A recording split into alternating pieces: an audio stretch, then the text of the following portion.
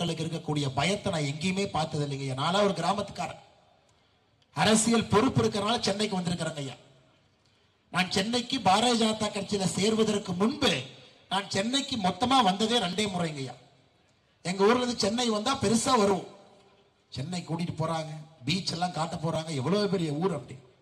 2 முறைதான் என்னுடைய 37 வயதுக்கு முன்பு நான் சென்னைக்கு வந்தது 2 முறைங்க ஐயா.